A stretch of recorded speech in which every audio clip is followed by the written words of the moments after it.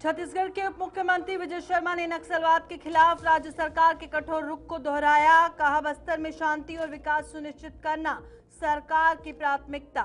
नक्सल समस्या के समाधान के लिए सुरक्षा कार्रवाई के साथ साथ पुनर्वास और विकास पर भी समान रूप से काम।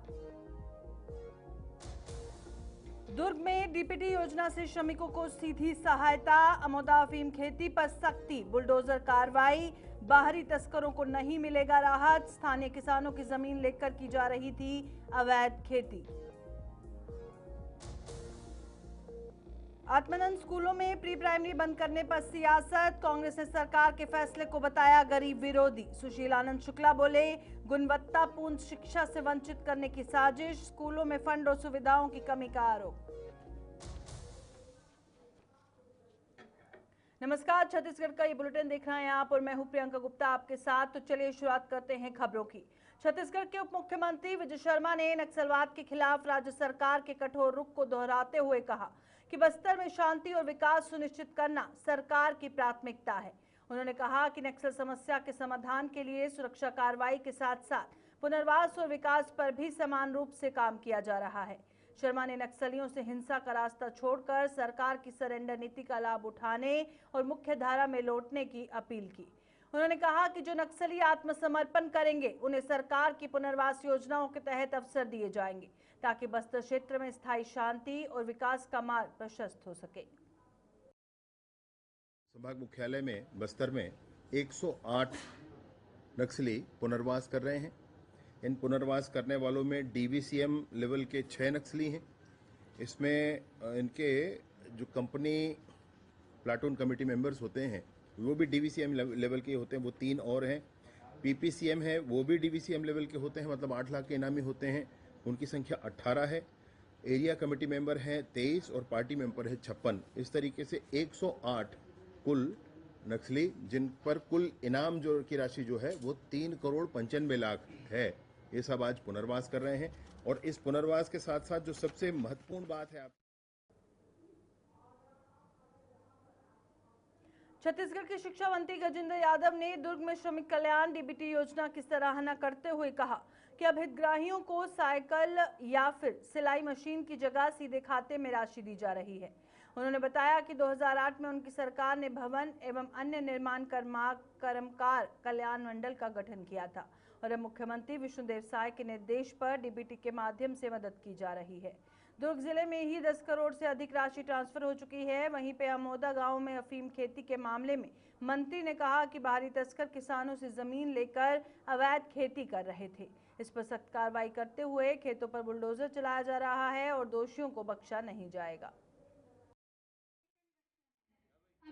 पूरे प्रदेश में हम लोग जब हमारी सरकार थी डॉक्टर रमन सिंह 2008 में, तो हमने पहली बार भवन सन्निकान कल्याण मंडल बनाया, जो अलग अलग जो श्रमिकों के हित के लिए अधिकारी जो जितने भी गवर्नमेंट डेट होते हैं, भुगतान होते हैं, जिसमें एक 0.5% राशि कटौती की जाती है। ये सब श्रमिक लेवल की या एजुकेशन की होता है, लेकिन दुर्भाग्य से कभी किसी ने संचालिका हिना अनिमेश नेताम ने आदि परब परंपरा से पहचान तक कार्यक्रम की जानकारी देते हुए बताया कि यह आयोजन छत्तीसगढ़ की सांस्कृतिक धरोहर को संरक्षित करने का प्रयास है। इसमें पहली बार राज्य की 43 जनजातियों को एक मंच पर लाकर पारंपरिक परिधान शो आयोजित किया जाएगा। मध्य प्रदेश, तेलंगाना, ओडिशा, महाराष्ट्र और झारखंड से भी प्रतिनिधियों की भागीदारी होगी। चित्रकला प्रतियोगिता में प्रत्येक समुदाय अपनी संस्कृति प्रदर्शित करेगा, जबकि हाट बाजार में जनजातीय शिल्प और लुप्त होते व्यंजनों का प्रदर्शन होगा। योजनाओं में 43 जनजातियों का वैश्विक रिकॉर्ड, सुरगुड़ी फोक स्टूडियो और जनजातीय वीरों के 2 संग्रहालय शामिल हैं। 14 मार्च को मुख्यमंत्री प्रतिभावान छात्रों को लैपटॉप देंगे और यूपीएससी टॉपर अंकित सकनी व डायमंड सिंह ध्रुव को सम्मानित करेंगे।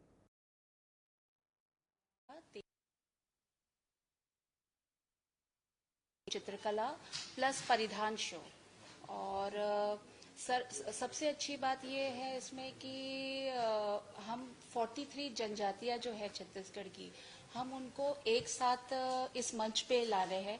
अभी तक तो ट्राइबल के कार्यक्रम होते रहे हैं, लेकिन पहली बार ऐसा है कि 43 जाति एक साथ एक ही मंच पे। इसमें के जनजाति डांस है उनका, वो भी हम उन्होंने रिक्वेस्ट किया कि हम भी प्रतियोगिता में भी हमने कोशिश की है कि अपने त्योहार अपनी रिच रहेगी। इसके साथ ही साथ रहेगा उनको हम लेके आए ताकि यहाँ के रायपुर के जो लोग इतने सारे अवार्ड लिए हैं, तो सर उनका आशीर्वाद रहेगा तो हम लोग निश्चित एक ही साथ जो कभी नहीं हुआ है चाहेंगे। सर को 2 दिन का जो आदि पर्व के बारे में, जो हमारे जनजातीय संस्कृति, लोक परंपरा और उनके रहन सहन, खान पान, व्यंजन और जो युवा पीढ़ी है। बीजेपी सरकार द्वारा आत्मानंद स्कूलों में प्री प्राइमरी कक्षाओं को बंद करने के फैसले पर विपक्ष ने कड़ा विरोध जताया है।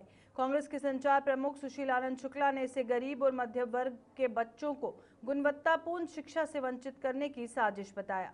उन्होंने आरोप लगाया कि सरकार बनते ही स्कूलों में फंड की कमी और सुविधाओं का अभाव पैदा कर दिया गया, जिससे व्यवस्था कमजोर हुई।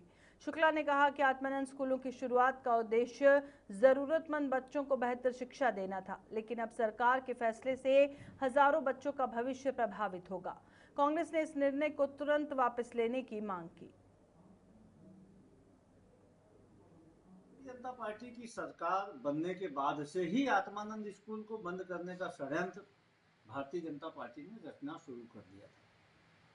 सालों से आत्मानंद स्कूल में फंड की कमी थी, वहाँ पे जो स्टेशनरी नहीं दी जा रही थी, बच्चों को जो आवश्यक सुविधाएं थी वह नहीं उपलब्ध कराया जाता था, शिक्षकों की जो कमी थी उसको नहीं पूरा किया जाता।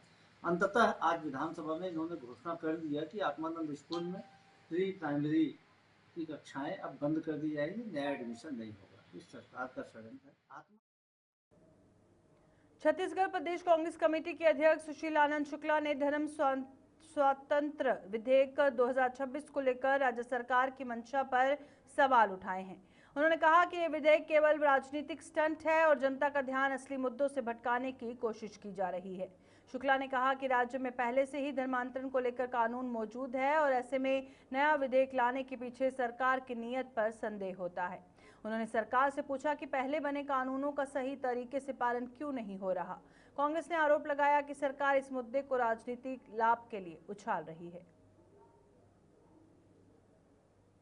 तो बड़े लंबे अरसे से इस बात को कह रही थी कि धर्म स्वातंत्र विधेयक का प्रारूप तैयार है और इसको बहुत जल्दी विधानसभा में ले आएंगे।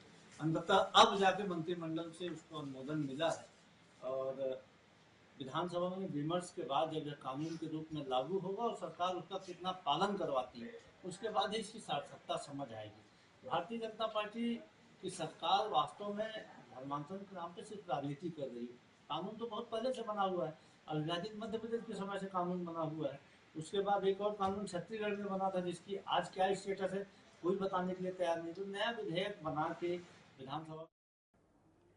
रायपुर कमिश्नरेट की नौजून पुलिस ने मुखबिर की सूचना पर कार्रवाई करते हुए 2 अलग अलग मामलों में गांजा तस्करों को गिरफ्तार किया। पुलिस ने आरोपियों के पास से कुल 8 किलो 321 ग्राम गांजा बरामद किया। जब्त किए गए गांजे और अन्य सामान की कुल कीमत करीब 4,16,000 रुपए बताई जा रही है। दोनों मामलों में पुलिस ने तस्करों के खिलाफ एनडीपीएस एक्ट के तहत मामला दर्ज कर लिया है और अधिकारियों के अनुसार इलाके में नशीले पदार्थों की तस्करी रोकने के लिए लगातार अभियान चलाया जा रहा है और आगे भी ऐसी कार्रवाई यूं ही जारी रहेगी। रायपुर पुलिस कमिश्नरेट बनने के बाद लगातार वरिष्ठ अधिकारियों के द्वारा नशे के विरुद्ध जो प्रभावी कार्रवाई करने हेतु निर्देशित किया जा रहा था। इसके तारतम्य में रायपुर पुलिस कमिश्नरेट के उत्तर जोन में डीसीपी श्री मयंक गुर्जर सर के मार्गदर्शन में 2 प्रकरणों में एक अंतर्राज्यीय आरोपी और एक जो लोकल आरोपी है उनको पकड़ने में सफलता प्राप्त हुई है। इस क्रम में एक जो दसीवां के विधायक अनुज शर्मा ने विधानसभा में औद्योगिक प्रदूषण और जल दूषण को लेकर महत्वपूर्ण चर्चा की। उन्होंने कहा कि कई औद्योगिक इकाइयों द्वारा एसिड उत्सर्जन के कारण स्थानीय पीने के पानी की गुणवत्ता पर गंभीर खतरा है। विधायक ने प्रशासन और संबंधित मंत्री से इस मामले की कड़ी कार्रवाई करने की मांग की। मैंने ध्यानाकर्षण सूचना के माध्यम से धरसींवा विधानसभा क्षेत्र में ऐसी इंडस्ट्रीज जो एसिड का इस्तेमाल करती और उसे जल स्रोतों पे मिलाने के कारण वहां का पीने का पानी दूषित हो गया है। इस समस्या को लेकर ग्राम पठारीडी, कन्हेरा, कुम्हारी ऐसे तमाम गांव जो ऐसी समस्या से ग्रसित हैं, जो ऐसी समस्या का सामना कर रहे हैं, उनके विषय में मैंने माननीय पर्यावरण मंत्री रायपुर की विधायक कॉलोनी में एक दर्दनाक घटना सामने आई है, जब भारतीय वायुसेना के विंग कमांडर विपुल यादव ने अपने बेडरूम में फांसी लगाकर आत्महत्या कर ली। वे रायपुर में वायुसेना के संचालन विभाग में नक्सल विरोधी अभियानों से जुड़े थे और प्रारंभिक जांच में ये संकेत मिला है कि पारिवारिक विवाद, विशेषकर पत्नी के साथ चल रहे मतभेद घटना का कारण हो सकता है। सुबह एक सूचना आई थी कि विधायक कॉलोनी स्थित एयरफोर्स के अफसर ने आत्महत्या कर ली है। मौके में पहुंच के पंचनामा कार्रवाई किए हैं। इसमें विंग कमांडर विपुल यादव के द्वारा आत्महत्या की गई है। ये यहाँ पर एयरफोर्स के विधानसभा सत्र के दौरान कांग्रेस विधायक उमेश पटेल ने सरकार पर तीखा हमला किया। उन्होंने कहा कि कई मंत्रियों के पास अनुभव की कमी है और गलत जवाबों से सदन की गरिमा प्रभावित हो रही है। माननीय विधायक का एक स्टेटमेंट जो सर्कुलर हो रहा है, आप लोगों के मीडिया के माध्यम से हमको पता चला कि उन्होंने ये स्टेटमेंट दिया है कि उनके जान को खतरा है और विधानसभा चलते वक्त विधायक को स्पेशल पावर्स मिले रहते हैं, जिसमें 11 मार्च 2026 को पंडित रविशंकर शुक्ला यूनिवर्सिटी में संत सदसराम साहिब भाषा भवन का शिलान्यास किया गया। इस अवसर पर रमेन डेका ने कहा कि मातृभाषा से हमारा गहरा भावनात्मक जुड़ाव है।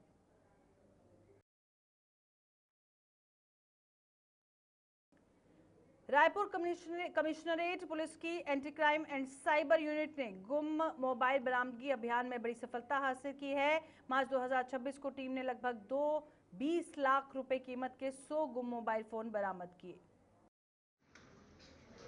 पुलिस कमिश्नरेट में आज दिनांक 11 तारीख को कुल 100 गुम मोबाइल का बरामद किया गया है, जिसको उनका स्वामियों को दिया जा रहा है। टोटल इसका कीमत लगभग 20 लाख का है और 2026 में अगर देखा जाएंगे तो टोटल 300 मोबाइल हम लोगों ने रिकवर किया है एसएसयू टीम के द्वारा और उसका टोटल कीमत लगभग 60 लाख का है। तो आज छत्तीसगढ़ विधानसभा में शिक्षा मंत्री गजेंद्र यादव ने टेंडर प्रक्रिया को लेकर विपक्ष के आरोपों पर सफाई दी। उन्होंने कहा कि स्थानीय मांग को ध्यान में रखते हुए नियमों में शिथिलता दी गई थी, लेकिन पूरी प्रक्रिया जेम पोर्टल के माध्यम से पारदर्शी तरीके से पूरी की गई।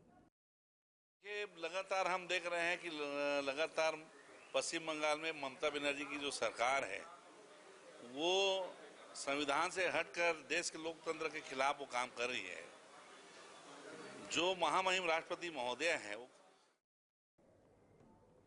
बालोद की कांग्रेस विधायक संगीता सिन्हा ने विधानसभा में अवैध अतिक्रमण पर मंत्री के जवाब से असंतुष्टि जताई। उन्होंने गुरूर में प्रदीप साहू, दुर्गानंद साहू के प्रकरण, बाजार चौक की 50 दुकानों और स्वम रिजॉर्ट की सुबह 5 बजे हुई तोड़फोड़ का जिक्र किया। अवैध अतिक्रमण का मामला मेरे विधानसभा में लगा था और जिसमें हमारे माननीय टंकराम जी मंत्री जी का जवाब आया, जिससे मैं पूर्णतः असंतुष्ट हूं, क्योंकि मैंने जो क्वेश्चन लगाया था अवैध अतिक्रमण कितने लोगों को वारंट दिया गया।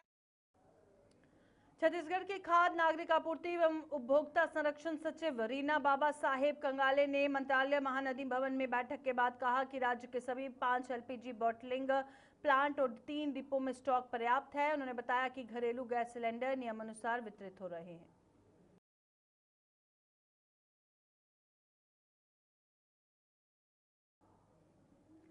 दुर्ग वैशाली नगर से भाजपा विधायक रिकेश सेन ने विधानसभा में सुरक्षा संबंधित चिंता पर सफाई दी। उन्होंने बताया कि पूर्व सीएम भूपेश बघेल ने भिलाई के पूर्व पार्षद युवक द्वारा बनाए गए वीडियो का हवाला देते हुए खतरे का मुद्दा उठाया था। जी, मुझे जानकारी मिली कि मेरी सुरक्षा को लेकर जो है विपक्ष चिंतित है और उसके बाद मैं सदन में पहुंचा। पूरा मामला चूंकि अगर सदन के कई सदस्यों को जानकारी नहीं है इस विषय में, कल ये विषय भूपेश धमतरी शहर के बांसपारा इलाके में पुरानी रंजिश के चलते चाकू से हमले की घटना ने सनसनी फैला दी। 20 वर्षीय आशुतोष उर्फ आशीष यादव ने प्रिंस नेताम पर हमला किया और नवंबर में प्रिंस ने आशीष पर हंसिया से वार किया था, जिसके बाद उसे बाल संप्रेषण गृह भेजा गया। पौने 1 बजे हमें सूचना मिली कि इतवारी बाजार के पास एक सैलून है, वहाँ पे एक युवक है, उसको किसी धारदार हथियार से चोट लगा है गर्दन के पीछे।